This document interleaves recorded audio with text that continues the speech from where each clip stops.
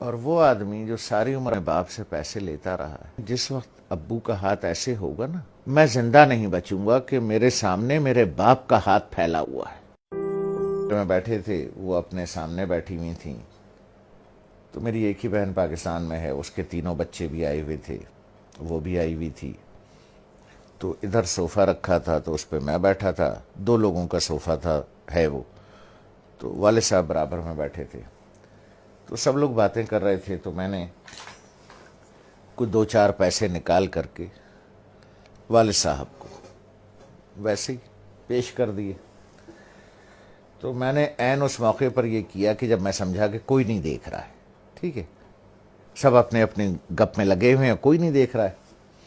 تو میں نے اس موقع سے فائدہ اٹھا کے جلدی سے چھپا کے ابو کو، مجھے نہیں پتا تھا کہ امی دیکھ رہی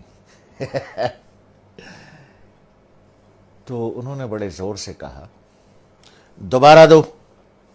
جیسے وہ ذرا سختی سے بات کرتی ہیں۔ تو مجھے یہ تو پتا چل گیا کہ انہوں نے دیکھ لیا۔ تو میں سوچ رہا ہوں کہ یہ کیوں کہہ رہی ہیں دوبارہ دو۔ ان کا نواسا ساتھ بیٹھا تھا، حمزہ،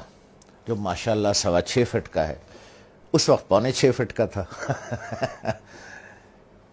تو مجھے تو انہوں نے بہت سختی سے کہا دوبارہ دو، اور اپنے نواسے سے کہا حمزہ دیکھو ماموں نانا کو کیسے پیسے دے رہے ہیں۔ تو میں نے دوبارہ دے دیے، تو والدہ نے کہا کہ اب اسے بتاؤ کہ تم نے ایسے کیوں دیے۔ تو میں نے کہا دیکھو بھائی حمزہ میاں، یہ میرے والد صاحب ہیں، میں ساری عمر ان کے ہاتھ سے پیسے لیتا رہا ہوں۔ میں نے کہا حمزہ میاں، جس وقت ابو کا ہاتھ ایسے ہوگا نا، تو میں تو مر جاؤں گا،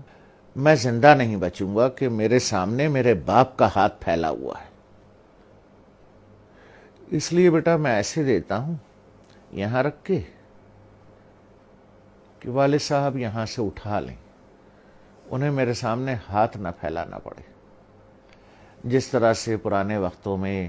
بادشاہوں کو نظر اور نیاز دی جاتی تھی نا، یوں کر کے، اور بادشاہ اگر قبول کر لے، اٹھا لے، تو وہ نیاز قبول ہو جاتی تھی۔ جیسے آج بھی مزاروں پر ادھر ادھر پیروں کو ایسے کر کے نظر دی جاتی ہے، پیر صاحب ہاتھ لگا دیتے ہیں یا کبھی کبھی اٹھا بھی لیتے ہیں، تو سمجھیے وہ نظر اور وہ نیاز قبول ہو گئی۔ تو اس لیے میں ایسے کر کے نظر پیش کرتا ہوں، چھپا کے کہ کوئی دیکھ نہ لے ہیں کہ باپ ہاتھ پھیلا رہا ہے۔ نہیں نہیں نہیں، باپ نظر قبول کر رہا ہے، اس نے ہاتھ لگا دیا تو قبول ہو گیا۔ اب وہ حدیث مبارک کا مفہوم ذہن میں لائیں، جب سرکار رحمت اللہ عالمین صلی اللہ علیہ وسلم نے بیٹے کا گریبان پکڑ کے کہا کہ تو اور تیرے پاس جو کچھ ہے تیرے باپ کا۔ لوگ بھاگتے ہیں، میں آخری بات کروں، لوگ بھاگتے ہیں وہ فلانے پیر صاحب سے دعا کرا لیں، ہیں جی، وہ فلانے مزار پہ دعا کر لیں، وہ پیر صاحب کا جھوٹا پانی پی لیں، ہیں جی، وہ پیر صاحب کی جوتیاں اٹھا لیں،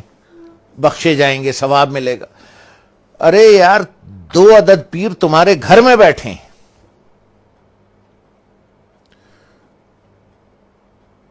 ایک عورت ایک مرد، 2 پیر تمہارے گھر میں بیٹھے ہیں یار، جا کے ان کی جوتیاں سیدھی کر،